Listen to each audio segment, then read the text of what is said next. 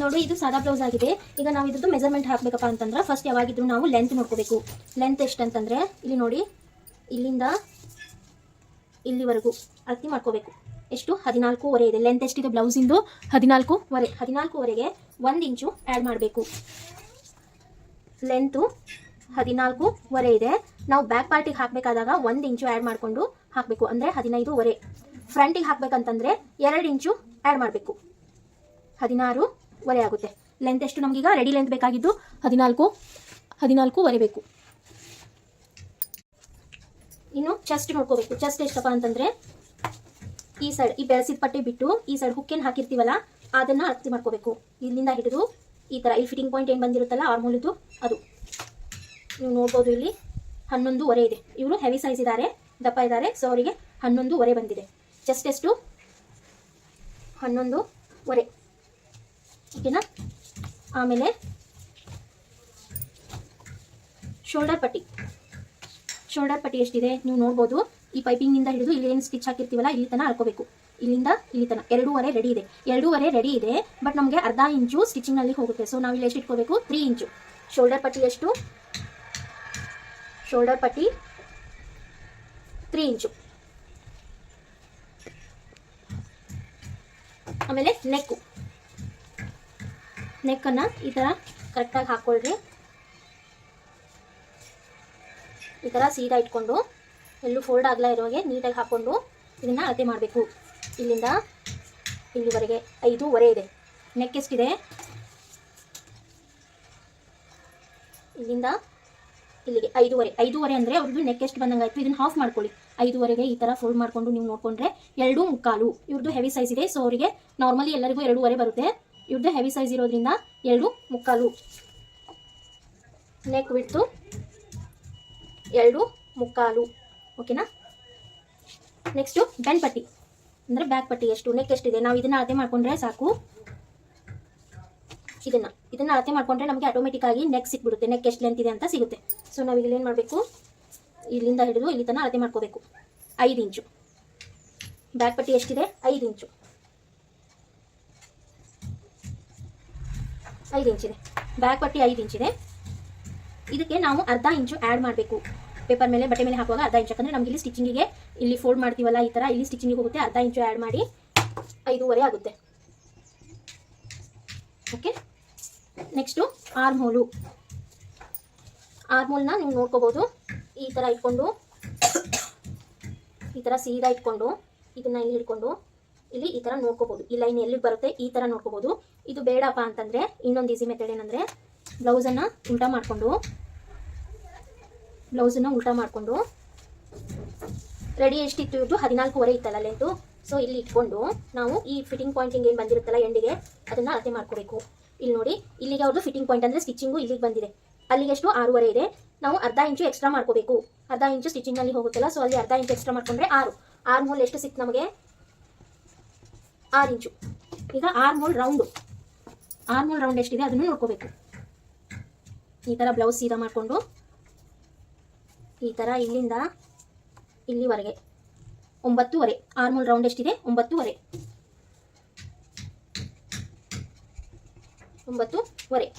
ಇನ್ನು sleeve length ಎಷ್ಟಿದೆ ಇಷ್ಟಿಟ್ಕೊಂಡು ಇಲ್ಲಿಂದ ಇಲ್ಲಿಗೆ ಅಳತೆ ಮಾಡ್ಕೊಳ್ಳಿ. 7.5 ಇದೆ. 7.5 ಮೇಲೆ 1/2 ಇಂಚು ಸ್ಟಿಚಿಂಗಿಗೆ ಹೋಗುತ್ತೆ. ಸೊ ಎಷ್ಟಾಯಿತು, 8. ಓಕೆ. ಈಗ ನಾವು ಇದೇ ಬಟ್ಟೆಯಲ್ಲಿ ಫೋಲ್ಡ್ ಮಾಡ್ಕೋತೀವಿಪ್ಪ ಅಂತಂದರೆ ನೀವು 1 ಇಂಚು ಅಥವಾ 1.5 ಇಂಚು ಎಕ್ಸ್ಟ್ರಾ ತೊಗೋಬೋದು. ಅದು ನಿಮ್ಮ ಮೇಲೆ ಡಿಪೆಂಡು, ನೀವು ಎಷ್ಟು ಫೋಲ್ಡ್ ಮಾಡ್ಕೋತೀರಲ್ಲ ಅದ್ರ ಮೇಲೆ ಡಿಪೆಂಡು. ನಾನೀಗ 1 ಇಂಚು ಎಕ್ಸ್ಟ್ರಾ ಇಟ್ಕೋತೀನಿ ಅಷ್ಟೇ, ಅಂದರೆ 9. ಇವ್ರದ್ದು ಸ್ಲೀವ್ ರೆಡಿ ಎಷ್ಟಿದೆ, 7.5 ಇದೆ. ಅರ್ಧ ಇಂಚು ಸ್ಟಿಚಿಂಗಿಗೆ ಹೋಗುತ್ತೆ. ಫೋಲ್ಡ್ ಮಾಡ್ಕೊಳ್ಳೋಕ್ಕೆ 1 ಇಂಚು, ನಾನಿಲ್ಲಿ 9 ಇಟ್ಕೋತೀನಿ. Sleeve length 9. ಈಗ ಇದ್ರ ರೌಂಡ್ ನೋಡ್ಕೋಬೇಕು, ಸ್ಲೀವ್ ರೌಂಡ್ ಎಷ್ಟಿದೆ ಅಂತ ನೋಡ್ಕೋಬೇಕು. ಈಗ ಹಿಡ್ಕೊಂಡು ಇಲ್ಲಿಂದ ಇಲ್ಲಿಗೆ ಕರೆಕ್ಟಾಗಿ ನೋಡ್ಕೊಳ್ಳಿ. 7. ಸ್ಲೀವ್ ರೌಂಡ್ ಎಷ್ಟಿದೆ, 7. ಓಕೆನಾ. ಈಗ ಫ್ರಂಟ್ ನೆಕ್ ನಾವು ನೋಡ್ಕೊಂಡಿದ್ದಿಲ್ಲ, ಸೊ ಅದನ್ನು ನೋಡ್ಕೊಳ್ಳೋಣ. ಫ್ರಂಟ್ ನೆಕ್ಕು ಈ ಥರ ಕರೆಕ್ಟಾಗಿ ಇಟ್ಕೊಂಡು ಇಲ್ಲಿಂದ ಟೇಪ್ ಇಟ್ಕೊಂಡು ಇಲ್ಲಿ ನೋಡ್ಕೋಬೇಕು ನಾವು ಎಲ್ಲಿಗೆ ಬಂದಿದೆ ಅಂತ. ಇದೇನು ಎಂಡ್ ಬಂದಿರುತ್ತಲ್ಲ ಅಲ್ಲಿಗೆ ನೋಡ್ಕೋಬೇಕು. ಇಲ್ಲಿ ಇವ್ರದ್ದು 7ಕ್ಕೆ ಬಂದಿದೆ, 7 ಇದೆ. 7 ಪ್ಲಸ್ ನಾವು ಇದಕ್ಕೆ ಏನು ಮಾಡಬೇಕಪ್ಪ ಅಂದರೆ ಮೇಲೆ ಅರ್ಧ ಇಂಚು ಸ್ಟಿಚಿಂಗಿಗೆ ಹೋಗುತ್ತೆ, ಅದನ್ನು ಆ್ಯಡ್ ಮಾಡ್ಕೋಬೇಕು. ನೆಕ್ ಲೆಂತ್ ಎಷ್ಟಿದೆ? 7 ಇದೆ, ಅದಕ್ಕೆ ಅರ್ಧ ಇಂಚು ಆ್ಯಡ್ ಮಾಡಿಕೊಂಡು 7.5. ಫ್ರಂಟ್ ನೆಕ್ಕು 7.5 ಇದೆ. ಓಕೆನಾ? ಈಗ ನಮಗೆಲ್ಲ ಪಾಯಿಂಟ್ ಸಿಕ್ಕು. ಇನ್ನು ಪೇಪರ್ ಹೇಗೆ ಕಟಿಂಗ್ ಮಾಡ್ಕೊಳ್ಳೋಣ ಅಂತ ತೋರಿಸ್ತೀನಿ. ಈಗ ಬ್ಯಾಕ್ ಪಾರ್ಟ್ನ ಮೊದಲು ಹಾಕೊಳ್ಳೋಣ. ಅವ್ರದ್ದು ಎಷ್ಟು ಬಂತು? ನೆಕ್ ಎಷ್ಟು ಬಂದಿತ್ತು? ನೆಕ್ ಬಿಡ್ತು 2.75 ಅಂದರೆ 2.25 ಇಲ್ಲಿ ಹಾಕೋಬೇಕು. 2.25 1 ಪಾಯಿಂಟು. ಆಮೇಲೆ ಶೋಲ್ಡರ್ ಪಟ್ಟಿ ಎಷ್ಟು? 3 ಇಂಚು. 3 ಇಂಚಿಗೆ ಒಂದು ಮಾರ್ಕ್ ಹಾಕೊಳ್ಳೋಣ ಅಂತ. ಓಕೆನಾ? ಈಗ ಲೆಂತ್ ಎಷ್ಟಿದೆ? 14.5 ಪ್ಲಸ್ 1 14.5 ರೆಡಿ ಬೇಕು. ಬ್ಯಾಕ್ ಪಾರ್ಟಿಗೆ ಏನು ಮಾಡಬೇಕು? 1 ಇಂಚು ನಾವು ಎಕ್ಸ್ಟ್ರಾ ಮಾಡ್ಕೊಳ್ಳೋದ್ರಿಂದ 15.5. ಇಲ್ಲಿಂದ ಇಲ್ಲಿಗೆ 15.5. ಓಕೆನಾ? 15.5. ಬ್ಯಾಕ್ ಪಾರ್ಟಿಂದು ನಮ್ಗೆ ನೆಕ್ ಗೊತ್ತಾಗಿಲ್ಲ. ನೆಕ್ಕಿಗೆ ತಗೋಬೇಕಂದ್ರೆ ಏನು ಮಾಡಿದ್ವಿ? ಬ್ಯಾಕ್ ಪಟ್ಟಿ ಅಂತ ಅಳತೆ ಮಾಡಿದ್ವಿ. 5 ಇತ್ತು. ಬ್ಯಾಕ್ ಪಟ್ಟಿ ಎಷ್ಟು? 5. ಈಗ ನಾನು ಇದಕ್ಕೆ ನೆಕ್ ಲೆಂತಿಗೆ ಒಂದು ಲೈನ್ ಹಾಕೋತೀನಿ. ಎಷ್ಟು? 15.5ಗೆ ಒಂದು ಲೈನ್ ಹಾಕೋತೀನಿ.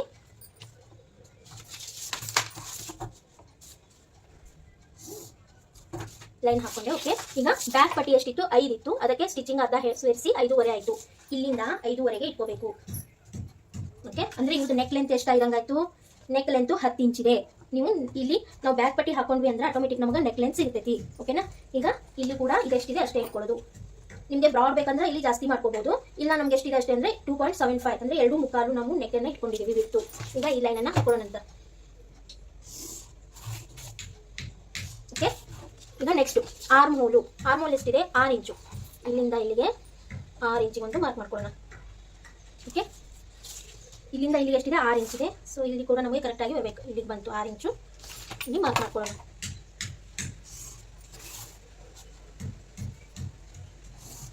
ಓಕೆ. ಈಗ ಚೆಸ್ಟ್ ಸೈಜು 11.5 ಇದೆ.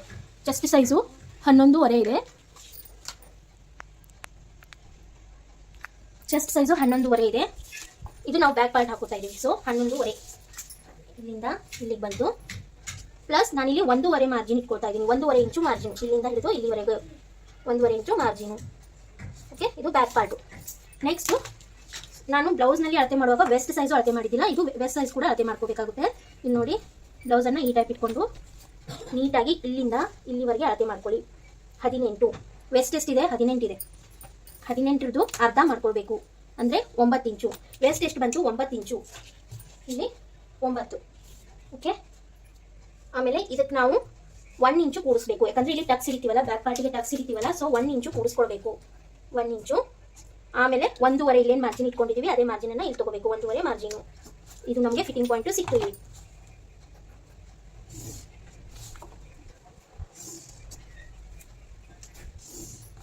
ಆಯ್ತಾ? ಈಗ ಮೇನ್ ಇಂಪಾರ್ಟೆಂಟ್ ಏನಂತಂದ್ರೆ ನಾವು ಆರ್ಮೋಲ್ ಶೇಪ್ ಹಾಕೊಳ್ಳೋದು. ಆರ್ಮೋಲ್ ಶೇಪ್ನ ಇಲ್ಲಿಂದ ಇಟ್ಕೊಂಡು 1 ಇಂಚಿಗೆ ಮಾರ್ಕ್ ಮಾಡ್ಕೊಳ್ಳಿ. 1 ಇಂಚಿಗೆ ಮಾರ್ಕ್ ಮಾಡಿಕೊಂಡು ಅದಕ್ಕೊಂದು ಶೇಪ್ ಹಾಕೊಳ್ಳಿ. ಶೇಪ್ ಹಾಕೊಂಡ್ರಲ್ವಾ? ಈಗ ನಮಗೆ ಸ್ಲೀವ್ ಆರ್ಮೋಲ್ ರೌಂಡ್ ಎಷ್ಟು? 9.5 ಬರಬೇಕು. ಅದನ್ನು ನಾವು ಚೆಕ್ ಮಾಡ್ಕೋಬೇಕು. ಇಲ್ಲಿ ಪೇಪರ್ ಕಟಿಂಗ್ ಮಾಡ್ಕೊಳ್ಳೋ ಮುಂಚೆ ಇದನ್ನು ನಾವು ಚೆಕ್ ಮಾಡ್ಕೋಬೇಕು. ಇಲ್ಲಿ ಅರ್ಧ ಇಂಚು ಸ್ಟಿಚಿಂಗ್ ಬಿಡಬೇಕು. ಅದನ್ನು ಬಿಟ್ಟು ನಾವು ಆರ್ಮೋಲ್ ರೌಂಡು ಚೆಕ್ ಮಾಡ್ಕೋಬೇಕು. ಹೀಗೆ ಇಟ್ಕೊಂಡು ನೋಡ್ಬೋದು. ಈ ಥರ ಇಟ್ಕೊಂಡು ಕರೆಕ್ಟಾಗಿ ಈ ಥರ ಬೆರಳಿನಿಂದಾನೇ ಟೇಪ್ ಮೇಲೆ ಇಟ್ಕೊಂಡು ಈ ಥರ ಚೆಕ್ ಮಾಡ್ಕೋಬೇಕು. ಈ ಥರ ಇಟ್ಕೋಬೇಕು. ನಂದು 9.5 ಕರೆಕ್ಟಾಗಿ ಬರ್ತಾ ಇದೆ. ಈ ಪಾಯಿಂಟ್ನಿಂದ ಈ ಪಾಯಿಂಟ್ ತನಕ ನಾವು ಈ ಥರ ಚೆಕ್ ಮಾಡ್ಕೊತಾ ಹೋಗಬೇಕು. 9.5 ಕರೆಕ್ಟಾಗಿ ಬರ್ತಾ ಇದೆ. ಆರ್ಮೋಲ್ ನಮ್ಮದು 9.5 ಕರೆಕ್ಟಾಗಿ ಬಂತು. ಇನ್ನು ನಾವು ಇಲ್ಲಿ ಟಕ್ಸ್ ಪಾಯಿಂಟು ಹಾಕೋಬೇಕು. ಟಕ್ಸ್ ಪಾಯಿಂಟ್ ಹೆಂಗೆ ಹಾಕೋಬೇಕಂದ್ರೆ ಈ ಶೋಲ್ಡರ್ ಏನಿರುತ್ತಲ್ಲ, ಶೋಲ್ಡರ್ ಪಟ್ಟಿ ಇರುತ್ತಲ್ಲ, ಅದ್ರದ್ದು ಹಾಫ್ ತಗೊಳ್ರಿ. ಇಲ್ಲಿ 3 ಇಂಚಿದೆ, ಇದರ ಹಾಫು ಇಲ್ಲಿ ಬಂತು. ಓಕೆ. ಅದನ್ನು ಮಾರ್ಕ್ ಮಾಡ್ಕೊಳ್ಳಿ. ಈಗ ಇಲ್ಲಿಂದ ಇಲ್ಲಿ ತನಕ ಚೆಕ್ ಮಾಡ್ಕೊಳ್ರಿ. 4.25 ಇಲ್ಲೇನು 4.25 ಬರ್ತಲ್ಲ, ಅದೇ ನಮಗಿಲ್ಲಿ ಶೋಲ್ಡರ್ ಟಕ್ಸ್ ಏನಿರುತ್ತಲ್ಲ ಬ್ಯಾಕ್ ಅದರದ್ದು ಪಾಯಿಂಟು 4.25. ಟಕ್ಸ್ ಎಷ್ಟು ಹಿಡಿಬೇಕಂದ್ರೆ 3 ಇಂಚು 3.5 ಇಂಚು ಹಿಡಿತಾರೆ. ನಾನಿಲ್ಲಿ 3.5 ಇಂಚಿನದು ಟಕ್ಸ್ ಇಡ್ತಾ ಇದ್ದೀನಿ. 3.5 ಇಂಚಿಂದು ಟಕ್ಸು. ಟಕ್ಸಿಗೆ ಈ ಸೈಡ್ ಅರ್ಧ ಇಂಚ್ ಬಿಡಬೇಕು, ಮತ್ತು ಈ ಸೈಡ್ ಅರ್ಧ ಇಂಚ್ ಮಾರ್ಕ್ ಮಾಡಿಕೊಂಡು ಈಗ ಈ ಥರ ಟಕ್ಸ್ ಪಾಯಿಂಟನ್ನು ಹಾಕೊಳ್ಳಿ. ಈಗ ನಮ್ಮದು ಬ್ಯಾಕ್ ಪಾರ್ಟು ರೆಡಿ ಆಯಿತು. ಅರ್ಥ ಆಯಿತು ಅಂದ್ಕೊಳ್ತೀನಿ. ಈಗ ಇದನ್ನು ಕಟ್ ಮಾಡ್ಕೊಳ್ಳೋಣ ಅಂತ. ನೆಕ್ ಶೇಪು ನಾನು ಇಲ್ಲಿ ಹಾಕಿಲ್ಲ. ನಿಮ್ಗೆ ಯಾವ್ದು ಬೇಕೋ ಅದನ್ನು ಮಾಡ್ಕೋಬೋದು. ನಾನೀಗ ರೌಂಡ್ ಹಾಕಿನೇ ತೋರಿಸ್ತೀನಿ. ನೆಕ್ ಶೇಪು ರೌಂಡ್ ಶೇಪನ್ನೇ ಹಾಕೋಣ. ಈಗ ಕಟ್ ಮಾಡ್ಕೊಳ್ಳೋಣ ಅಂತ.